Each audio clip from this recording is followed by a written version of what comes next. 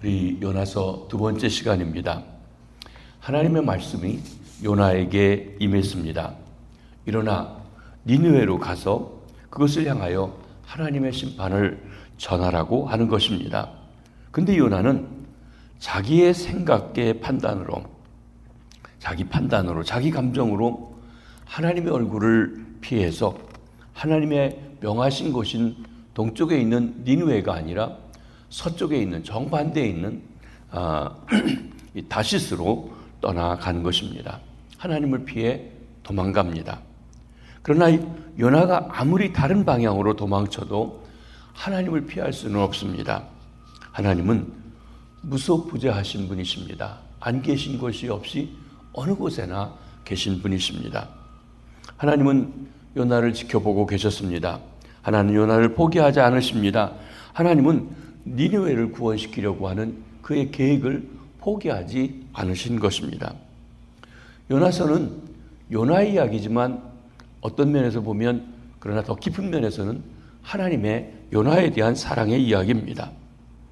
하나님은 요나를 포기하지 않으십니다. 하나님은 구원받은 우리 자녀들을 포기하지 아니하십니다. 만약 하나님이 요나를 버리셨다면 아마 요나서도 없었겠지만 이렇게 얘기가 정리되고 말았을 겁니다. 그래서 하나님은 요나를 선지자의 직책에서 파면시키셨다. 말씀을 거역한 요나는 있으나 마나한 선지자다. 하나님은 다른 선지자를 쓰시기로 결정하셨다. 마지막 자비를 베푸신 의미로 요나가 다시스로 아주 떠나버리도록 바다를 잔잔하게 해주셨다. 이야기가 그렇게 끝났다면 아무도 요나를 알지 못했을 것입니다. 그런데 오늘날 전 세계 그리스도인 가운데 요나를 모르는 사람이 없습니다. 교회 학교 어린이들이 아주 성경에 흥미있는 인물들, 아주 익사이팅하게 바라보는 인물 중에 한 사람이 이 요나입니다. 그러나 무엇보다도 우리 주님 예수께서 요나 이야기를 두 번이나 하신 것이 있습니다. 마태복음 12장 40절에 보면 요나가 밤낮 사흘 동안 큰 물고기 뱃속에 있었던 것 같이 인자도 밤낮 사흘 동안 땅속에 있으리라. 또 주님이 말씀하십니다.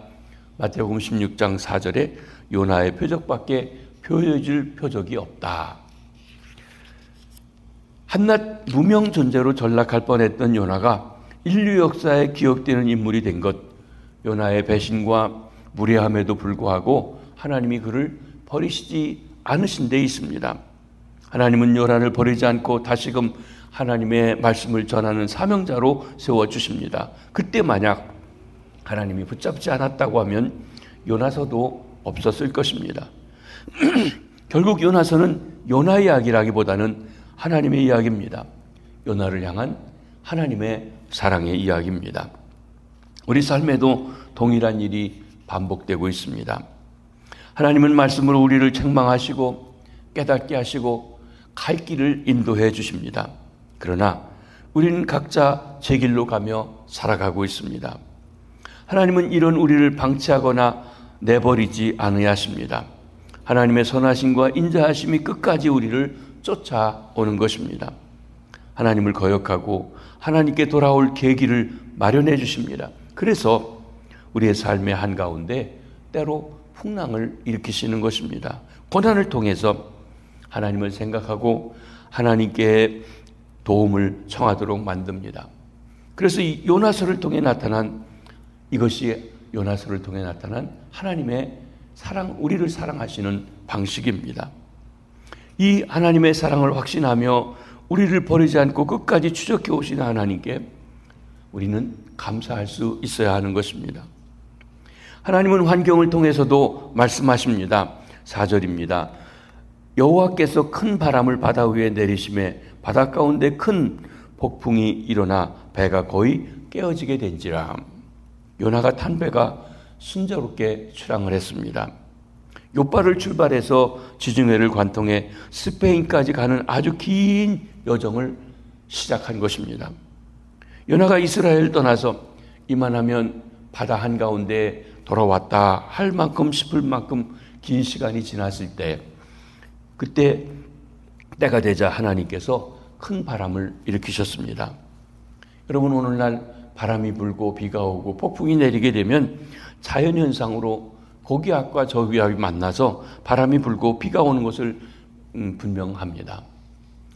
요즘에 한국에 보니까 폭우가 쏟아지는 데가 있는데 강릉 같은 데는 그 태백산맥이 막혀가지고 비가 오지 않아서 여러 가지 불자동차로 물을 실어 나르고 아주 난리입니다.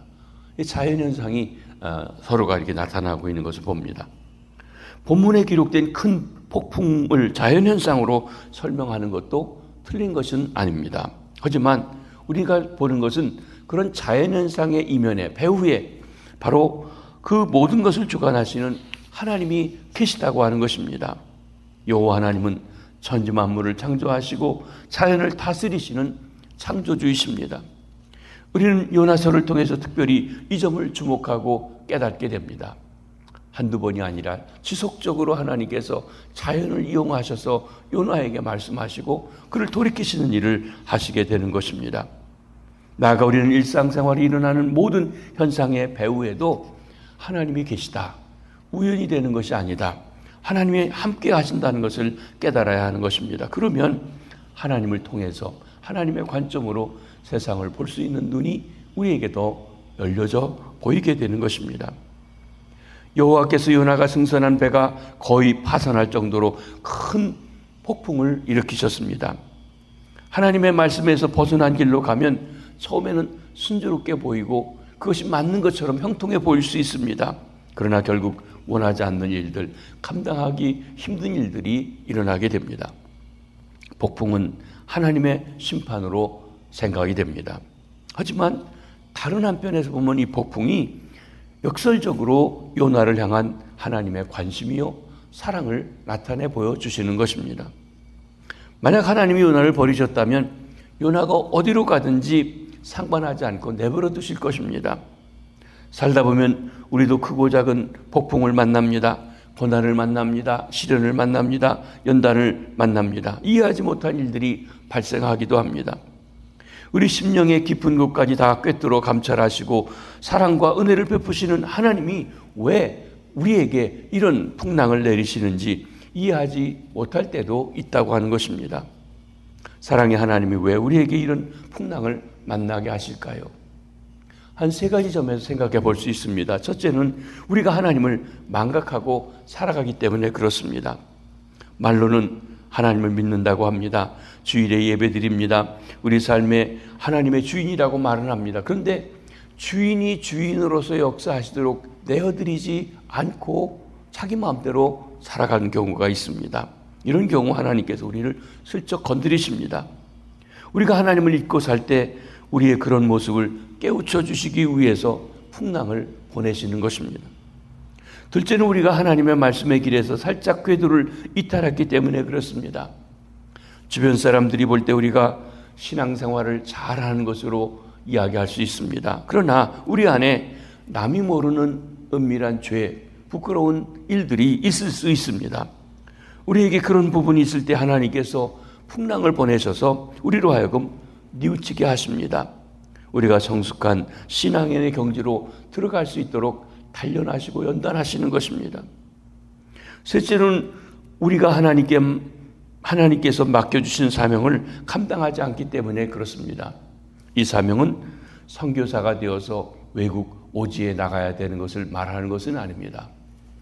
우리 사명은 각자 우리 삶에서 하나님의 영광을 돌리고 또 복음의 진보를 위해서 일하는 것을 이야기합니다.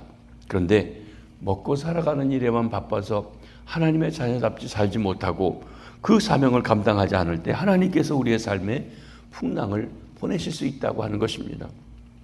그런데 하나님께서 풍랑을 보내시는 궁극적인 목적은 우리를 훈련하여 단련하시고 바로 서도록 하시는 것입니다. 훈련을 통해 우리가 하나님 앞에 무릎 꿇고 모든 것을 내려놓고 하나님을 찾도록 만드십니다. 우리는 편하고 아쉬운 것이 없으면 하나님을 찾지 아니합니다.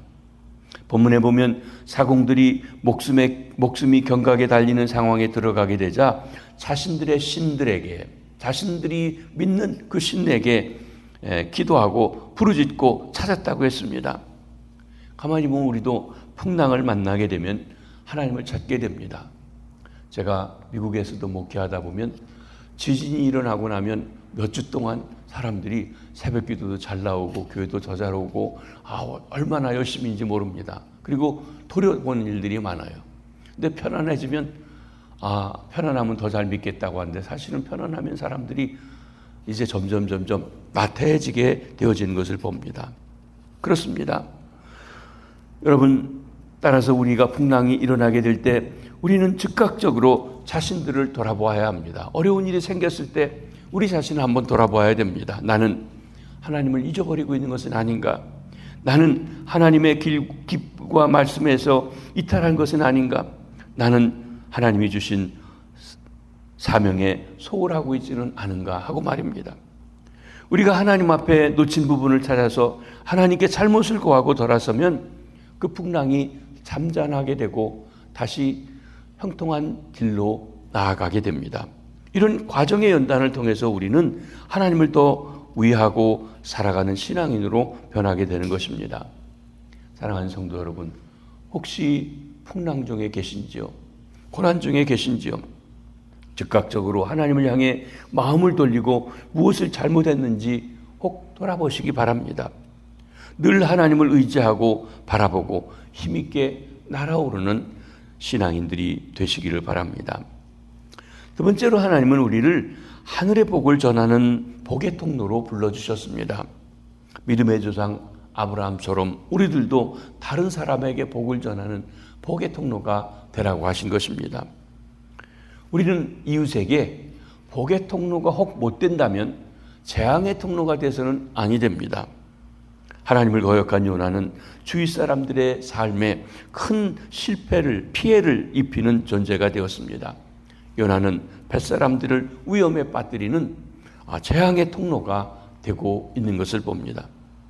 배가 거의 깨어질 정도로 다급한 상황이 발생한 것입니다. 모든 물건들을 바다에 던져야 할 정도로 위급한 상황이 발생했습니다. 사공들이 두려움에 사로잡혀 있습니다. 그들은 각각 자신들의 신들에게 자신들의 방법으로 살려달라고 기원하고 기도하고 있습니다. 바다에서 많은 풍랑을 만나보았던 선원들이 이것이 예사롭지 않은 풍랑이라는 것을 알았습니다. 잠깐 사이에 뱃사람들이 모두 모여 나름대로 통성으로 기도하는 장면이 연출됩니다. 그들 나름대로 믿고 의지하는 신이 있었던 것을 우리가 봅니다. 그러나 응답이 있을 리가 만무합니다. 왜냐하면 이 일은 천지의 주제이신 하나님께서 주관하시는 일이기에 다른 신들이, 잡신들이 그들이 결코 효력을 나타낼 수가 없기 때문에 그렇습니다. 사공들은 모두 짐을 바다에 던질 수밖에 없는 상황에 처하게 되었습니다. 그 배에 타고 있던 사람들이 타시스에서 사업에서 돈을 벌기 위해 실었던 짐들입니다. 큰 돈을 벌어보려는 꿈에 담겨있는 물건들이었던 것입니다. 그런데 그 모든 짐을 바다에 던질 수밖에 없는 상황이 된 것입니다.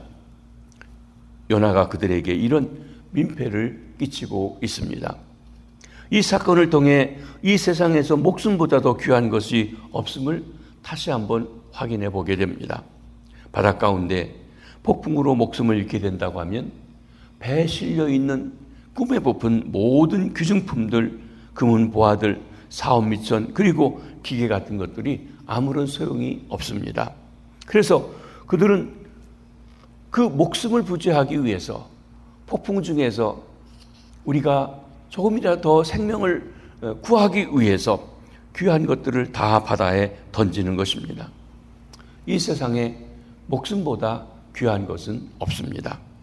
목숨을 잃게 되는 상황이 되면 가장 소중하다고 생각하던 모든 것들도 바다에 다 던질 수밖에 없는 것입니다.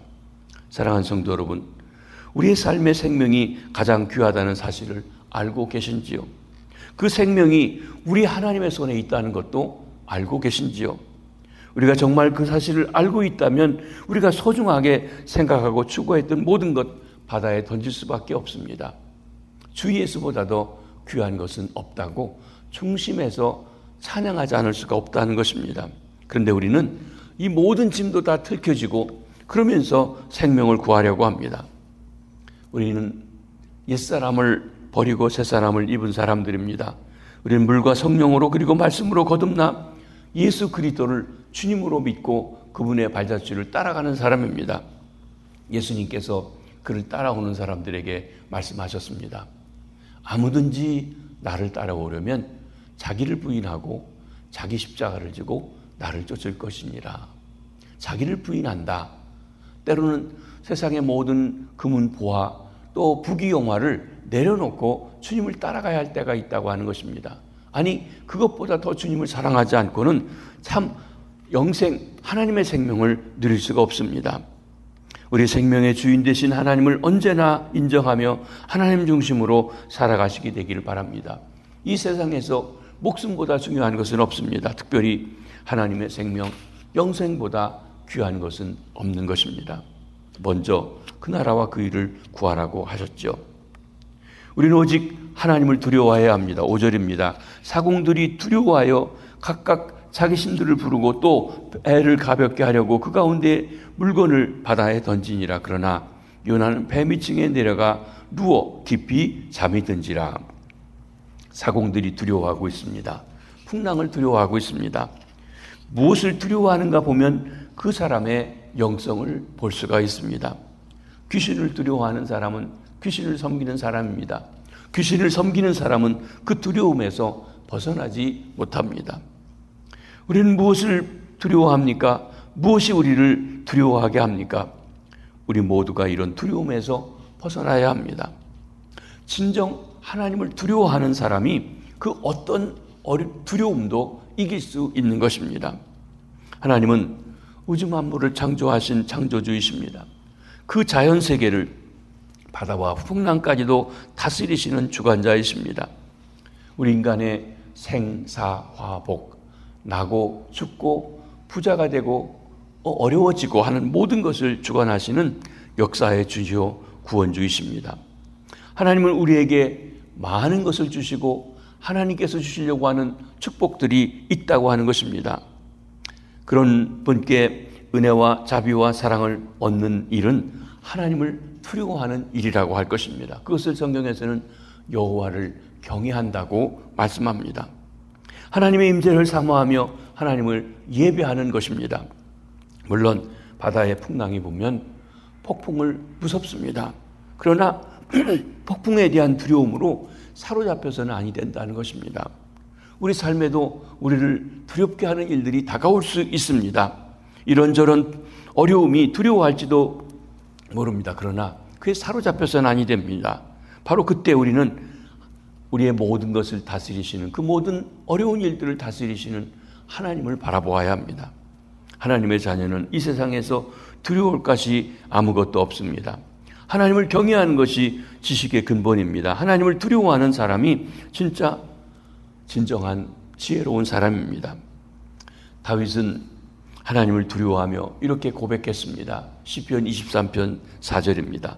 내가 사망의 음침한 골짜기로 다닐지라도 해를 두려워하지 않을 것은 주께서 나와 함께 하심이라. 주의 지팡이와 막대기가 나를 안위하시나이다. 사망의 음침한 골짜기, 아주 음침하게 우리에게 몰려드는 그 죽음의 엄습한 곳에서도 해를 당할 것을 두려워하지 않았다고 했습니다. 사망의 음침한 골짜기에서는 죽음을 두려워하는 것이 인간적인 바른 그런 모습이기도 합니다. 그런데 두려워할 죽음을 두려워하지 않았다고 말하는 이유가 무엇입니까? 하나님이 함께 하심을 알았고 그 하나님이 죽음보다 더 크고 또 그 모든 것을 감당할 수 있도록 해주시는 분을 믿었기 때문에 그렇습니다. 피난처요 반석이요 요새가 되신 하나님, 졸지도 주무지도 않고 지켜주신 하나님, 그 하나님이 함께 계셔서 두렵지 않을 수 있었던 것입니다. 하나님의 자녀가 두려워할 대상은 오직 하나님 한 분이십니다. 여호와를 두려워하는 사람이 진정 똑똑하고 지혜로운 사람인 것입니다. 그러나 영적으로 깊은 잠에 빠져 있을 때에는 하나님을 두려워하지 않습니다. 뱃사람들이 풍랑 때문에 두려워할 만큼 여기저기 다니고 또 모여서 기도하는 동안 요나는 배 밑층에 내려가서 깊은 잠에 빠졌다고 그랬습니다. 그리고 밖에서 무슨 일이 일어나는지 상관없이 잠을 자고 있습니다. 선원들은 두려워서 각각 자기 신을 찾고 부산을 떨고 있습니다. 그런데 요나는 누워서 잠을 자고 있습니다. 쪼그리고 앉아서 잠을 자는 것이 아닙니다. 아마 속편히 누워서 깊은 잠을 자고 있습니다. 그러니 두려움을 느끼지 못하는 것이 당연한 것입니다. 여러분, 깊은 잠을 자고 있는 사람은 두려움을 느끼지 않습니다. 하나님을 경외하기 때문에 두려움이 없는 사람이 있는 반면에 잠을 자고 있기 때문에 아무것도 인식하지 못해서 두려움이 없는 사람도 있다고 하는 것입니다. 여러분, 만약 우리에게 아무런 두려움이 없고 담대함이 있다면 무엇 때문입니까? 창조주 구원주이신 하나님을 진정 경외하기 때문에 하나님이 주신 평안함입니까? 아니면 깊은 영적인 잠에 빠져 있기 때문입니까? 깊은 영적인 잠에 빠져 있다면 우리는 속히 깨어나야 합니다.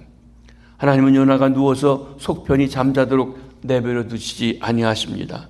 하나님은 그의 자녀가 영적인 잠에 빠져 있을 때 흔들어 깨우시는 분이십니다. 우리를 친정 사랑하시는 분이시기 때문에 그런 것입니다. 깊이 잠이 든지라. 그런 풍랑 속에도 잠을 잔다는 것도 이해가 잘 되지 않는 일이지만 요나는 하나님에 대해서 마음을 닫고 피해 있으니까 그렇게 무심하게 되어버렸고 죽음의 위기까지 처하는 일이 되어버리고 만 것입니다.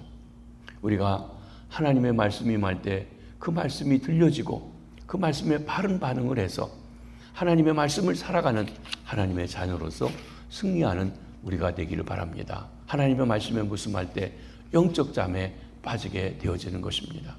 기도하시겠습니다. 주님, 저희들에게 요나서를 통해서 말씀을 주시니 감사합니다. 하나님, 우리가 하나님의 말씀을 내 마음대로 판단하고 내 감정대로 하나님이여 다루지 않게 하시옵소서. 하나님을 피해 갈 수 있는 곳이 어디 있겠습니까? 그러나 하나님, 그런 요나에게도 풍랑을 내리셔서 깨우쳐 주시고 돌아보게 해주신 것을 감사합니다. 우리에게도 때로 고난이 오는 것, 주께서 우리로 하여금 정신을 차리라고, 바로 길 가라고, 하나님을 기억하라고 말씀하신 줄 알고 돌아보아 주 앞에 나가게 하시옵소서. 혹 우리 중에 깊은 영적인 잠에 빠져 있다고 하면 깨어날 수 있도록 은혜를 내려 주시옵소서. 오늘도 귀한 날을 주셨습니다. 일터로, 사업장으로, 직장으로 나아가 단순한 우리 일, 돈벌이에만 생각하지 않고 하나님의 자녀로서의 사명을 감당할 수 있도록 역사해 주시옵소서.